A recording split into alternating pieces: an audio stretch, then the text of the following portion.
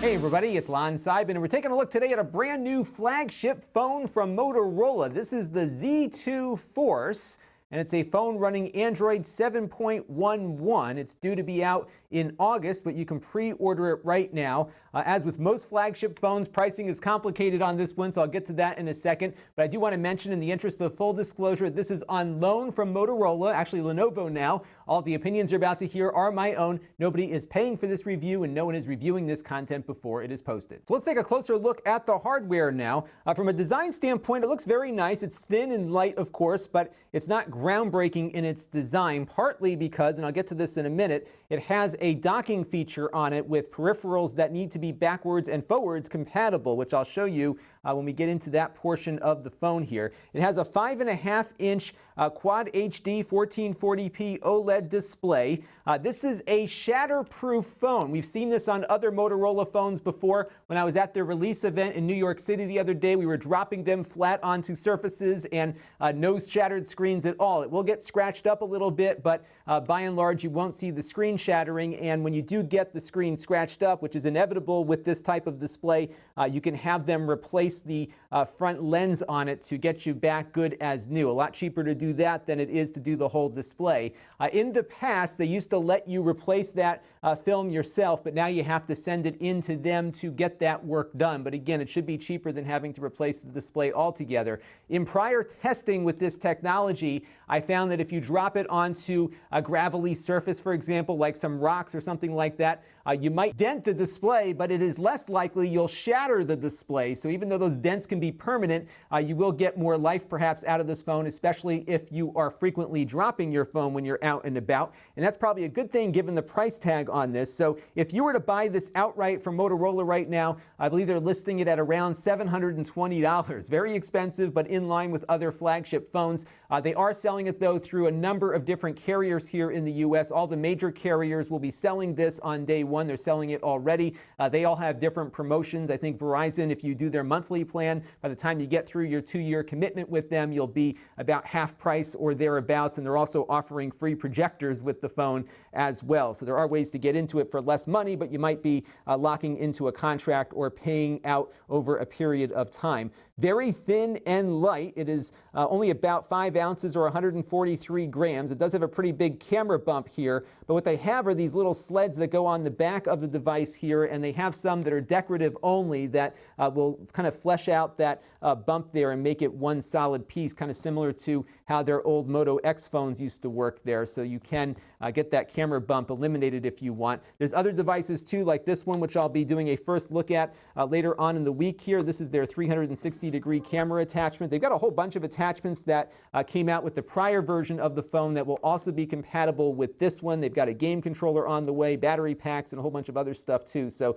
cool stuff, and some people like it, some people don't, but it is unique to what Motorola is doing. Inside, it is very powerful. It's got a Snapdragon 835 processor. It has 4 gigabytes of RAM and 64 gigabytes of onboard storage. That is less than what they offer in other parts of the world. So in China and other countries outside the US, you're going to get 6 gigs of RAM and 128 gigabytes of storage. But all models, including this one, support SD cards, and they'll let you put in up to a 2 terabyte card. I think some countries are having a dual SIM in place of that SD card option, so that might be why maybe they give a little more storage in different markets, but this one here in the US will be tailored to the service that you are using, and it will have an SD card option for expanding its onboard storage. As I mentioned earlier, it is running with Android 7.11 Nougat. Now, just like Apple, this phone does not have a headphone jack on the bottom or the top of it. You are simply going to be stuck with wireless here, unfortunately, so that is something to keep in mind. Other than that, it's pretty Spartan. You've got your controls here on the side, your power button and your volume rocker. Your SIM tray is right here. That's also where you'll put in your micro SD card when you want to get that going. On the bottom here, you've got a USB Type-C port. That, of course, is used for charging. It does support fast charging. I tried it out on my train ride home the other day, and it seems to be working the way you would expect a fast charging system system to work, so it can give you a good boost in battery in a short period of time. I was also able to plug in other devices like my little USB stick here and a few other things. Those work just fine, so it kind of works like an old OTG port did on older Android phones. But I was unable to output video through that USB Type-C port. I tried both DisplayPort and HDMI adapters. No luck on that. Now, like other Motorola phones, it has that lock screen that you can activate just by waving your hand over the phone here, which is pretty cool. So you can get access to messages and other quick notifications there. You have the ability to customize that screen to show more or less information. There's also a fingerprint reader here on the front of the device that gets you into everything. And one of the nice things is that you can configure that fingerprint reader to also act as your navigation bar. So for example, if I want to go back to my home screen here, I can just swipe to the left. If I want to pull up all my apps that are running, I swipe to the right, and then of course I can tap that to go home. If I hold down the button here, it will go into the assistant, and if I hold it down just shorter, it will lock the phone again. So you can do a little more with this than just use your fingerprint, and it does free up some screen real estate here at the bottom because by default, that navigation bar is in place, but I would suggest turning it off in your Motorola app screen here and using that little button there with the gestures. Now, cameras are very important on these high-end smartphones, and this one has 3 cameras built into it. On the front, you've got the selfie cam here, 5 megapixels, 2.2 aperture, along with a multi-tone flash. I'm very pleased with the images out of it. They look pretty nice, good dynamic range, decent detail with that one. And then on the back, you've got 2 cameras. These are both 12 megapixels. One is black and white, and the other one is color. They're both shooting at a 2.0 aperture. It uses both of those lenses and cameras to enhance the image quality. And for stills, it looks pretty nice when I go out and shoot with it. It's about where I would expect it to be given its price point. Decent sharp images on there. It's also possible to switch it into black and white only mode, so you can get a true black and white image without having to go out to your photo editing software to get yourself there. So by and large for stills, I was pleased with it. Decent low light performance also. Video, though, is another story. It does shoot at 4K, but I noticed when I was shooting, it almost looks like it's dropping frames as it's recording, like it can't really keep up with what is being asked of it. So I was out walking my dog. It just looked jumpy to me. It didn't look smooth, and it is supposed to shoot at 30 frames per second at 4K. It looked a lot less than that. You can take a look there and see as well. It does shoot 1080p 60 as well as lower resolutions. You can do 30 frames per second too. It will do 240 frames per second at 720p, but the video was problematic for me. It's also not very good at stabilizing. It does have some electronic stabilization that works better at the lower resolutions like 1080p versus 4K, but it's not optically stabilized, and it's definitely noticeable while you're shooting with it. They also have the ability to use these 2 lenses for effects, namely that depth effect that we've seen on the iOS platform. Now, I do have some sample images here that I took with that depth effect feature enabled with the Moto phone, and you can see my daughter here. It did find her and pull her out of the background and blurred out the rest of the picture. But if you look around the edges here, especially with her hair, it's not a perfect cut here. It does better with some of the cleaner areas like around her arm and shoulder, but the hair, given how messy it is here, is very difficult to work with, and it's not a very convincing depth effect photo, as you can see. The iPhone does a better job in this scenario. So here's the same picture, more or less. My daughter never holds still, taken with the iPhone, and it did a better job here with the hair.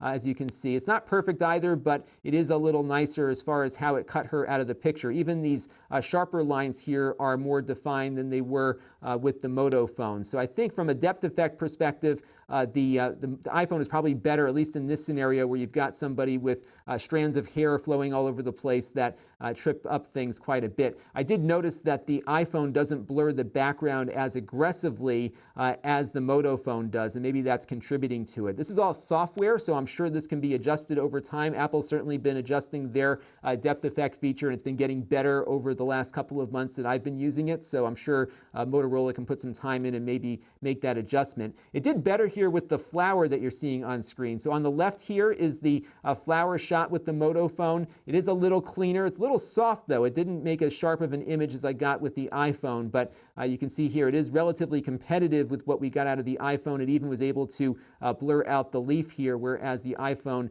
just kept that sharp like the rest of the flower. So 6 of one, half dozen of the other, but I think the iPhone still has the edge for its depth effect feature over the Z2 here. One of the reasons is that the iPhone has two cameras just like the Z2 does, but one of the cameras is a telephoto lens, whereas the other one is more wide angle, so it's able to have better data points here to make those distinctions in the image, and I do think that makes a difference here. So let's take a look now at performance, and I am quite impressed with the Snapdragon 835. This is probably the fastest mobile chipset that I have tested here on this channel, and this phone is responsive. Even things like Google Earth here running in the full high quality mode, it is responsive almost as fast as my PC might be, depending on the PC that I'm using here. Really quick, really responsive, no lag on anything here, just a really excellent experience here on some of this higher end stuff. Web browsing, of course, is just fine on this thing. What it really impressed me, though, was how well it did with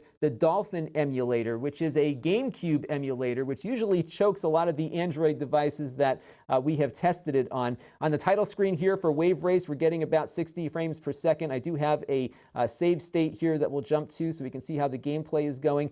This is one of those games that locks in at 30 frames per second, but it holds itself steady at 30 frames per second. So it is really a full speed experience here for this GameCube emulator. I do need to get a game controller hooked up to it. It's really hard to control with the screen here, but this is the best GameCube Dolphin emulator experience I have had, and this is something that really tests both the GPU and the CPU in this Snapdragon package, and I am really quite pleased with it. This approaches actually the performance that we get out of the Nvidia Shield, which, by the way, has the same exact chipset as the Nintendo Switch. I did run a benchmark test called the 3D Mark Slingshot test to get a feel for how this one might stack up against other devices, and there we got a score of 5,096, very close to what we saw with the Shield TV. The Shield TV still has the edge in graphical performance for its GPU, 41.6 frames per second versus 36.5 here,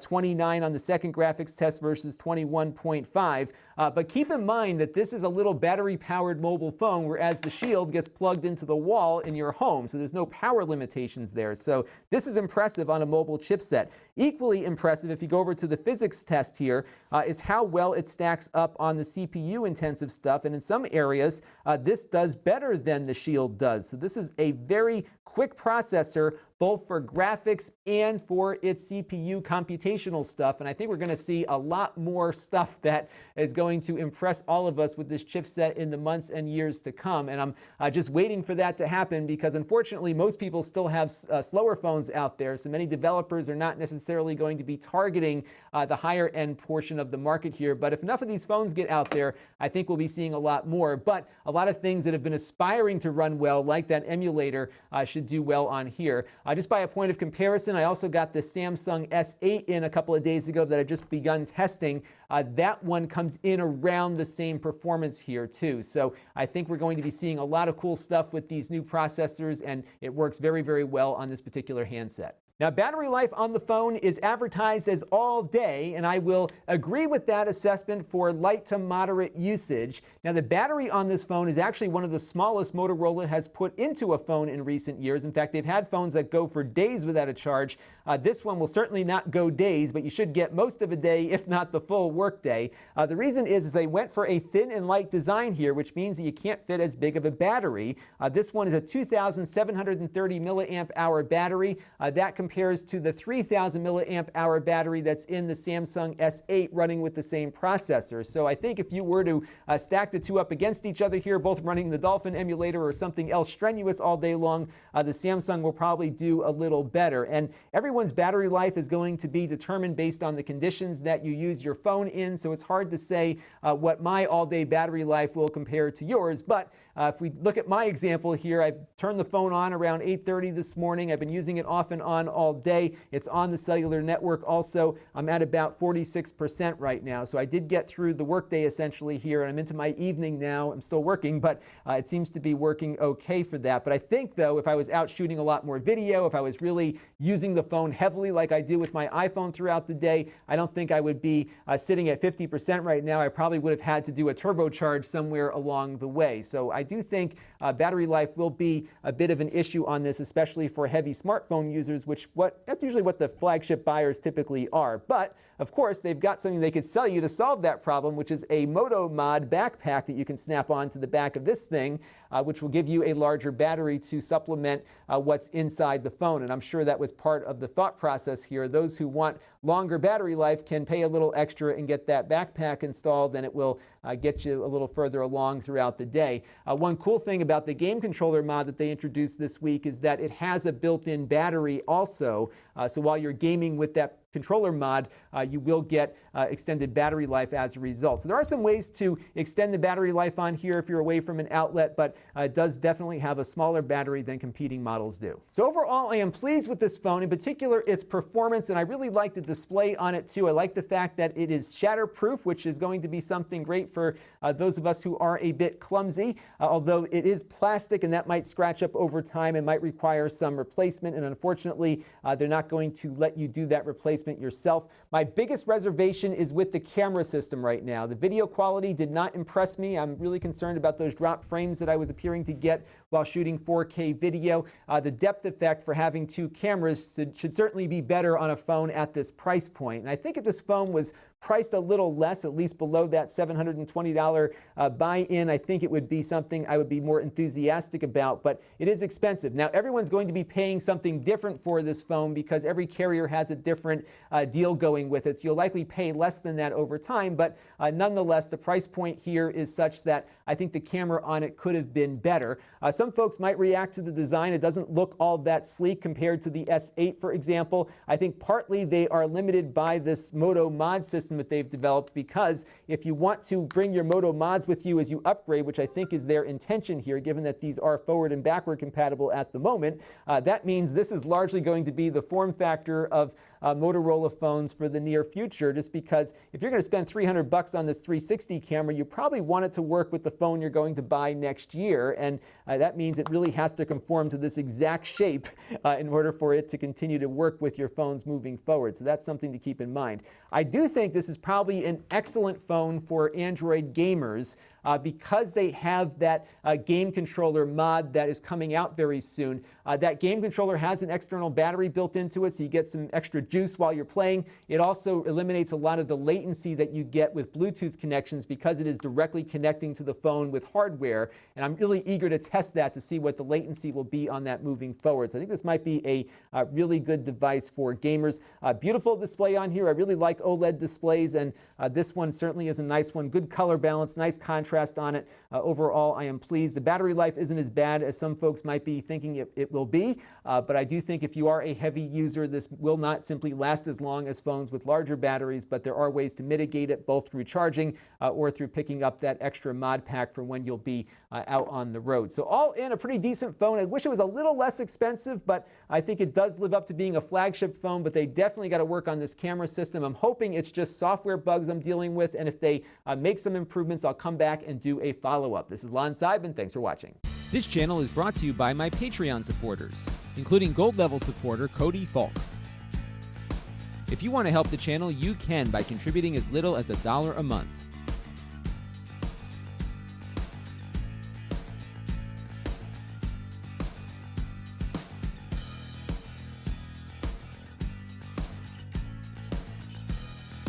Head over to Lon.TV/Patreon to learn more.